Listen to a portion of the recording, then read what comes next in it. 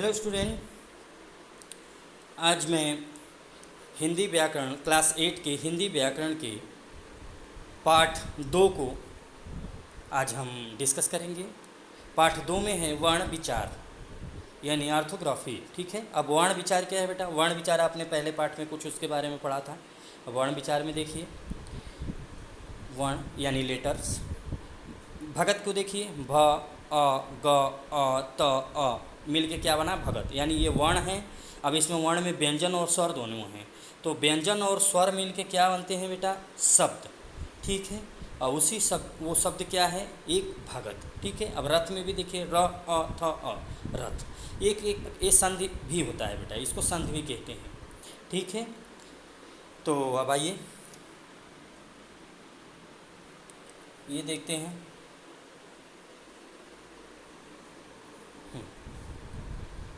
किसी भी भाषा को सुनने, बोलने, लिखने तथा पढ़ने के लिए ध्वनि समूहों का उच्चारण करना पड़ता है। जब हम बात करते हैं तो हमारे मुख से कुछ ध्वनियाँ निकलती हैं, जिसे व्याकरण में हम ध्वनि का अर्थ वर्ण कहते हैं। जैसे वर्णों की निम्नलिखित 3 भाषाएं होती हैं। पहली होती है वर्ण भाषा की सबसे छोटी इकाई होती है, इसके और खंड करना संभव नहीं है, और वर्णों के सार्थक मेल से शब्दों की रचना होती है। ये 3 है इसकी विशेषताएँ वर्ण की। ठीक है, अब वर्ण में देखिए, सभी व्यक्त ध्वनियाँ जो मुँह द्वारा संभावित न हो वर्ण हो सकती हैं। ठीक है, तो एक ये है, ये देखिए सभी।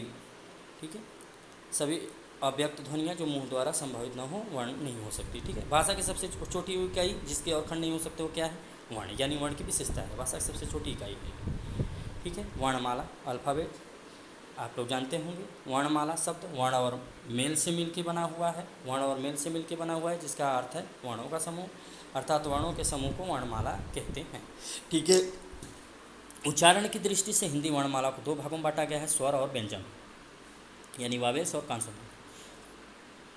स्वर में देखिए, हम इसको देवनागरी लिपि के अनुसार पढ़ेंगे, क्योंकि हमारी देवनागरी लिपि है। तो स्वर में अ आ इ ई। ठीक है बेटा, और ये मात्राएं हैं, चिन्ह जो लगती हैं। आयोगवाह में अंग अह है। ठीक है, एक्सेप्शनल है। और व्यंजन में क्या है? क ख ग। तो क से लेके अंग तक क वर्ग, च से यहाँ तक च वर्ग, फिर ट वर्ग, त वर्ग, प वर्ग, यानी ये फैमिली इनके। ठीक है, क्या आप जानते हैं अंग तथा ढ शब्द के प्रारंभ में कभी प्रयोग नहीं किए जाते। ठीक है, तो चलिए इधर आते हैं सेकंड पेज में। संयुक्त व्यंजन देखिए, संयुक्त व्यंजन बेटा क्या है? संयुक्त व्यंजन में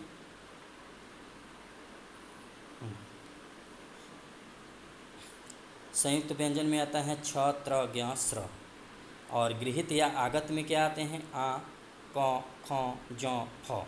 ठीक है, स्वर देखिए, जिन वर्णों का उच्चारण मुख से बाहर निकलने वाली वायु में बिना किसी अवरोध के तथा बिना किसी दूसरे वर्ण की सहायता से होता है, उसे स्वर कहते हैं। ओके, हिंदी में कुल कितने स्वर होते हैं? 11 स्वर होते हैं बेटा, याद रखिएगा। हिंदी में कुल कितने स्वर होते हैं? 11। अब ध्यान देने वाली बात में क्या है? री का उच्चारण सामान्यतः री के रूप में व्यंजन की तरह होता है। जैसे ऋषि का लिखना है तो री के रूप में व्यंजन की तरह होता है। जैसे कृपा, ऋतु, ऋषि आदि। आय आदि अन्य स्वरों के समान री की मात्रा री भी होती देखिए, अतः इसे स्वरों में गिना जाता है। ठीक है, तो ये चीज़ समझ लिए आप लोग। अब स्वर में दीर्घ है, ह्रस्व है, प्लूत है। ठीक है, तो अब स्वरों के भेद में आइए बेटा। स्वरों के भेद में मैंने आपको बताया यहाँ पे कि ह्रस्व स्वर 60 यानी लॉन्ग में दीर्घ और प्लूत में लॉन्गर। ठीक है, ह्रस्व में क्या होता है? यानी शॉर्ट में जिन स्वरों को उच्चारण में कम से कम या एक इकाई के बराबर समय लगता है उन्हें ह्रस्व स्वर कहते हैं। ये संख्या में 4 हैं, अ, ई, अ, बड़ा ई, उ और री। ये क्या है? ह्रस्व स्वर। ठीक है, जिनके उच्चारण में कम से कम एक इकाई के बराबर समय लगता है। दीर्घ में क्या है? जिन स्वरों के उच्चारण में ह्रस्व स्वर या दुगुना या 2 इकाइयों के बराबर समय लगता है उन्हें दीर्घ कहते हैं, यानी इनके दुगुना। और ये संख्या में 7 होते हैं। यहाँ पे 4 और यहाँ पे 7। अ, आ, ई, उ, ए, ओ, औ, ये। ठीक है, अब प्लूत में आइए। प्लूत स्वर जो लॉन्गर है, जिन स्वरों को उच्चारण में ह्रस्व स्वर से तिगुना या 3 इकाइयों के बराबर समय लगता है उन्हें प्लूत स्वर कहते हैं। प्लूत स्वर दीर्घ या ऐसे स्वरों को बोलने में अधिक समय लगाकर बनाया जा सकता है।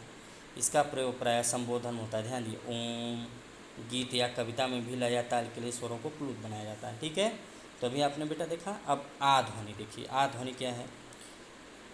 हिंदी में 11 स्वरों के अतिरिक्त अंग्रेजी के हॉल, ठीक है, हॉल, बॉल, कॉलेज, डॉक्टर जैसे शब्दों में भी बोली जाने वाली आ ध्वनि आ एवं वो ध्वनियों की मध्यवर्ती है। यानी आ ध्वनि आ के ऊपर है ना, आ ध्वनि आ एवं ओ ध्वनियों की मध्यवर्ती, ऐसे स्वरों का प्रयोग केवल अंग्रेजी शब्दों में मिलता है। आ और आ के उच्चारण से, जैसे ऑल पढ़ते हैं ना आप लोग, ऑल या आल, आल ऑल, ठीक है, तो उच्चारण से शब्दों के अर्थ बदल जाते हैं। जैसे यह बच्चा बाल अवस्था में, आ देखिए इधर का और इधर का ऑल आ में, ठीक है, तो यह बच्चा बाल अवस्था में, यह बच्चा बाल अवस्था में है। कौन? यह बाल आ। अब बॉल क्या है? यह बॉल बहुत बड़ा है या बहुत महंगा है, ठीक है। अब व्यंजन आते हैं बेटा। जिन वर्णों के उच्चारण में, देखिए, जिन वर्णों के उच्चारण में वायु का प्रवाह रुक कर या घर्षण के साथ होता है उसे व्यंजन कहते हैं। जिससे जिन वर्णों के उच्चारण में वायु का प्रवाह रुक कर या घर्षण के साथ होता है उन्हें व्यंजन कहते हैं। व्यंजन वर्णों का उच्चारण सदैव स्वर की सहायता से होता है, जैसे क, अ, क, प, अ, प, ठीक है। हलंत व्यंजन स्वरों की सहायता के बिना नहीं बोले जाते, अतः हिंदी वर्णमाला में व्यंजनों में अ मिलाकर लिखा जाता है। जिन व्यंजनों में अ नहीं होता उनके नीचे एक तिरछी लकीर लगाई जाती है, जैसे ऐसे देखिए, जिसे हलंत कहते हैं, ठीक है। यानी व्यंजन स्वरों की सहायता के बिना नहीं बोले जाते, अतः हिंदी वर्णमाला में व्यंजनों में अ मिलाकर लिखा जाता है। जिन व्यंजनों में अ नहीं होता उन्हें तिरछी लगा कर किया जाता है, जिसे हलंत, ये हलंत होता है बेटा, ये हलंत है, ठीक है। तो अ और अ से रहित व्यंजन को हलंत कहते हैं। अब ये क्या होता है? अ से, देखिए, तो इसमें क्या है? क, ख, ग, घ, अंग स्वर रहित व्यंजन है, इसमें हलंत लगा है ना। चिन्ह, स्वयं, वाक आदि, इसमें हलंत लगा रहता है। तो हिंदी में कुल कितने व्यंजन होते हैं? 39, जो पिछले पृष्ठ पे दिखाया। यानी हिंदी में व्यंजन कितने होते हैं? 39, और स्वर कितने होते हैं? 11। टोटल कितने हुए? 50। अभी ठीक है, 50। अभी और देखिएगा, ठीक है। अब आइए, व्यंजन के भेद, काइंड्स ऑफ कॉन्सोनेंट्स। उच्चारण की दृष्टि से व्यंजन के 4 भेद होते हैं। स्पर्श व्यंजन, म्यूट, केवल छू के प्रति समझ सकते हैं हम। अंतस्थ व्यंजन यानी सेमी वॉवेल, थोड़ा सा वॉवेल। उष्म व्यंजन, ठीक है, और आगत वर्ण। अब इसको देखिए, स्वर्ण स्पर्श व्यंजन को, जिन व्यंजनों को बोलते समय हमारी जिह्वा यानी जीभ, कंठ यानी कंठ, तालु, जीभ, तालु, मूर्धा, दांत एवं ओठ, यानी हमारे मुख में ये पांचों हैं, तो उसी को मिला के जब बोले जाते हैं तो उन्हें स्पर्श व्यंजन कहते हैं। ये संख्या में 25 होते हैं, तो टोटल 25 स्पर्श व्यंजन ना। अब इसको देखते हैं बेटा। देखिए, जैसे क से, क वर्ग में देखिए, क से अंगा तक, यह कंठ के जिह्वा का। आप बोलिए क, ख, ग, घ, तो कंठ चिपक रहा है ना, तो क। अब च वर्ग में तालु का, च, छ, यानी जीभ का यूज कर रहे हैं तालु में, ठीक है, तो ये हो गया। अब ट वर्ग में देखिए, मूर्धा का जिह्वा के अग्र सिरे से ट, ठ ऊपर टच हो रहा है ना, तो ये इसमें आता है। और त वर्ग में त, थ, द, न दांत का जिह्वा के अग्र सिरे से त, थ, द, ठीक है। अब प, फ, ब, ब में देखिए, ओठ का दूसरे ओठ से स्पर्श होता है, प, फ, ब, ठीक है, समझ गए। ओके। अब अंगा, अंगा में नासिक व्यंजन है, यानी नाक की ज़्यादा यूज हो रहा है इसमें। कैसे? नाक की, अंगा, अंगा, अड़, न, म, इया, म, व्यंजन वर्णों का उच्चारण नासिका के स्पर्श के रूप में होता है, इसलिए इसे नासिक के व्यंजन भी कहते हैं, ठीक है। अंगा तथा ढ़ शब्द के मध्य और अंत में प्रयोग किए जाते, जैसे लड़ना, पढ़ना, पीड़ा, बड़ा, रबड़ आदि इत्यादि, ठीक है। अब अंतः स्पष्ट में देखिए, अंतः में अंतः व्यंजन, अंतस्थ व्यंजन में क्या है? इसका शाब्दिक अर्थ क्या है? मध्य में रहने वाला, ठीक है। अंतस्थ व्यंजन में, व्यंजनों में जिह्वा मुख के किसी भाग को दूसरी तरह स्पर्श नहीं करती, वायु भी बहुत कम समय के लिए रुकती है, इसलिए व्यंजन अंतस्थ व्यंजन कहलाते हैं, ठीक है। इनकी संख्या कितनी है? 4, य, र, ल, व, अंतस्थ। उष्म व्यंजन में देखिए, यह है स, ख, स, खटकोण वाला स, और स यानी तीनों स और ह, ठीक है। ये इसका मतलब है गर्म। उष्म व्यंजन ऐसे व्यंजन जिन्हें बोलते समय अंदर से उष्मा जैसी निकलती है, यानी मुख, वायु मुख में विभिन्न भागों से घर्षण करती है, ये रगड़ के अनुसार हम इसे उच्चारण करते हैं, ठीक है। अब आगत वर्ण में देखिए, अरबी, फारसी, अंग्रेजी भाषाओं में आए कुछ शब्दों के शुद्ध उच्चारण के लिए हिंदी में क, ख, ग, घ, ज, फ, यानी नीचे बिंदु, ये नुक्त वाले देख रहे हैं ना, ये वर्णों का प्रयोग होता है, जैसे जरा, जोर, जैबरा, फौरन, ये आगत वर्ण है, ठीक है। अब संयुक्त व्यंजन में आइए बेटा।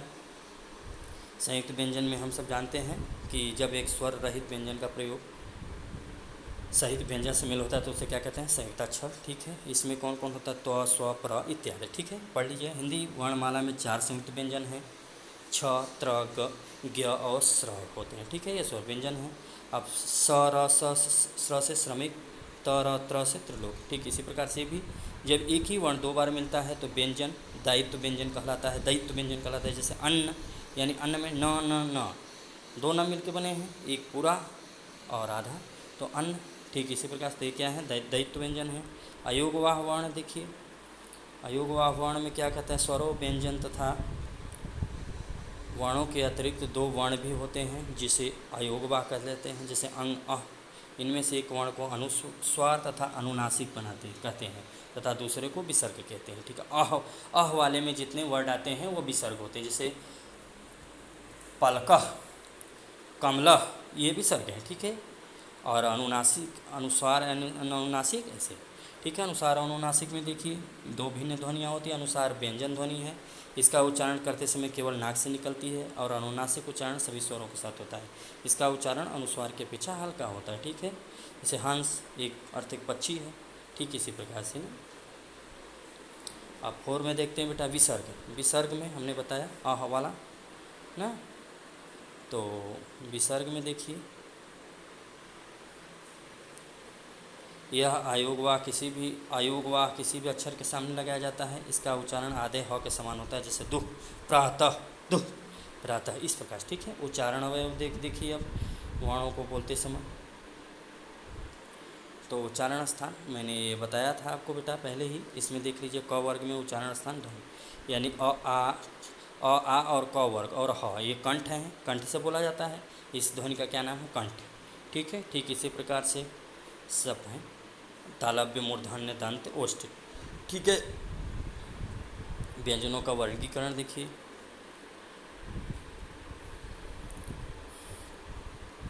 अनुस्वार और अनुनासिक, और दोनों भिन्न ध्वनियाँ हैं। अनुस्वार व्यंजन ध्वनि है, इसका उच्चारण करते समय ध्वनि केवल नाक से निकलती है। अनुनासिक, ये मैंने आपको पहले ही पढ़ा दिया बेटा। अघोष, अब इसमें देखिए पहला क्या है, अघोष। जिन ध्वनियों को उच्चारण में स्वर तंत्रियों में कंपन नहीं होता उन्हें अघोष कहते हैं। जैसे क, ख, ग, घ, च, ये सब। संघोष में जिन ध्वनियों को उच्चारण में स्वर तंत्रियों में कंपन होता है उन्हें संघोष कहते हैं। जैसे ग, घ, ङ, च, इस प्रकार से। ठीक है, प्रत्येक वर्ग के तृतीय, चतुर्थ एवं पंचम वर्ग। ठीक है, इसमें प्रत्येक वर्ग के प्रथम और द्वितीय वर्ग, ये क्या है, अघोष। और प्रथम, तृतीय, चतुर्थ और पंचम क्या है, संघोष। ठीक है, वायु की मात्रा के आधार पे अल्प प्राण, महाप्राण, ये है। उच्चारण संबंधी अशुद्धियों, उनमें सुधार देखिए। हमें जो कुछ भी अपने मुंह से बोलते हैं उसे ध्वनि कहते हैं। असार्थक ध्वनियों के उदाहरण को ही भाषा का नाम दिया गया है। ठीक है, उच्चारण आप लोग जानते हैं कि उच्चारण किसे कहते हैं। भाषा के अक्षरों वर्णों को हम जिस प्रकार बोलते हैं उसे क्या कहते हैं, उच्चारण। शुद्ध भाषा बोलने और लिखने में शुद्ध उच्चारण का विशेष महत्व रहता है, इसीलिए हमें शुद्ध अशुद्धियाँ पर ज़्यादा ध्यान देते हैं। ठीक है, तो अभी देखिए अ के स्थान पर आ का प्रयोग अशुद्ध शुद्ध में, जैसे आधीन और अधीन। आधीन क्या है, अशुद्ध है, अधीन क्या है, शुद्ध है। यहाँ पे आ हमने यूज कर दिया ना, जबकि अ होना चाहिए। बारात, बारात, जबकि बारात कहना चाहिए, लेकिन लोग क्या कहते हैं, बारात। आधार, आधार, आधार, आधार, क्या है सही, आधार। शुद्ध अशुद्ध है बेटा। तो इसमें अ, आ, ई सबका स्थान दिया गया है। ई के स्थान पे पढ़िए आप, देखिए धीरे धीरे। आ के स्थान पे ये क्या है, हाँ, आ के लिए ई के स्थान पर बड़ी ई का, बड़ी के स्थान छोटी ई का, व के स्थान पर ब का प्रयोग, ड़ के स्थान पर न का प्रयोग। ठीक है, बारी बारी से बेटा ये देख लीजिए आप लोग। तो वर्ण विच्छेद में क्या है, वर्ण विच्छेद में देखिए, वर्ण विच्छेद यानी कैसे, किसी शब्द में प्रयोग किए वर्णों को अलग करना वर्ण विच्छेद कहा जाता है। यानी जैसे संधि होता है ना बेटा, संधि, तो आक्रमण, आ, क, र, अ, म, अ, ड़, अ से मिलके क्या बना, आक्रमण, यानी वर्णों के संयोग को मिला के हम क्या बनाते हैं, एक शब्द। ठीक है, और अध्यापक। ठीक है बेटा, तो आपका ये पाठ कंप्लीट हुआ, पाठ 2। Okay, thank you.